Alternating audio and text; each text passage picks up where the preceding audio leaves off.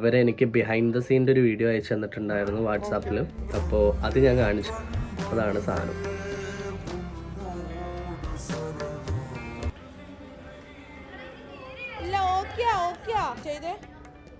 എന്താണ് ഇതാണ് പറയുന്നത്. നമ്മളെന്താ പറയുക, വീഡിയോസ് കാണുമ്പോൾ നമുക്ക് അത്ര എഫേർട്ട് മനസ്സിലാവത്തില്ല. പക്ഷേ അതിൻ്റെ ബിഹൈൻഡ് ദ സീൻ എന്തൊക്കെയാണ് നടക്കുന്ന കാര്യങ്ങളൊക്കെ നമ്മൾ അറിയണം. അപ്പോഴാണ് നമുക്കൊരു ഷൂട്ടിൻ്റെ എന്താ പറയുക എഫേർട്ട് എത്രത്തോളം ഉണ്ടെന്ന് അറിയാവും. നമുക്കിങ്ങനെ കമൻ്റ് ഇടാൻ മാത്രം ഭയങ്കര ഇൻട്രസ്റ്റ് ആണ്. അതിൻ്റെ ബാക്കിൽ എത്രത്തോളം എഫേർട്ട് ഉണ്ടെന്ന് നിങ്ങൾ മനസ്സിലാക്കുന്നില്ല. അതും കൂടിയാണ് അവർ ഈ ഒരു ബിഹൈൻഡ് ദ സീൻ വീഡിയോയിൽ നമുക്ക് കാണിച്ചത്. നമ്മളിപ്പോൾ ലാസ്റ്റ് ഇട്ട വീഡിയോ 400K അടിച്ചിരിക്കുകയാണ്. സോ വ്യൂസ് കിട്ടും. അപ്പോൾ അതിൻ്റെ ഒരു സന്തോഷമുണ്ട്. പക്ഷെ അതേപോലെ തന്നെ ഒരു ക്ലിയറൻസ് ഉണ്ട്. നമ്മൾ ചെയ്ത വീഡിയോ, ജാസിയുടെ വീഡിയോ, അത് റീക്രിയേറ്റ് ചെയ്തതാണ്. അത് വേറൊരു ടീം ചെയ്തായിരുന്നു. അപ്പോൾ അതിൻ്റെ റീക്രിയേഷനാണ് ഈ ഒരു വീഡിയോ. അപ്പോൾ അത് എനിക്ക് മനസ്സിലായത് എന്താ വെച്ചാൽ, എൻ്റെ കയ്യിൽ കമൻറ്റ് ചെയ്തിട്ടുണ്ടായിരുന്ന ഒരു വ്യക്തി.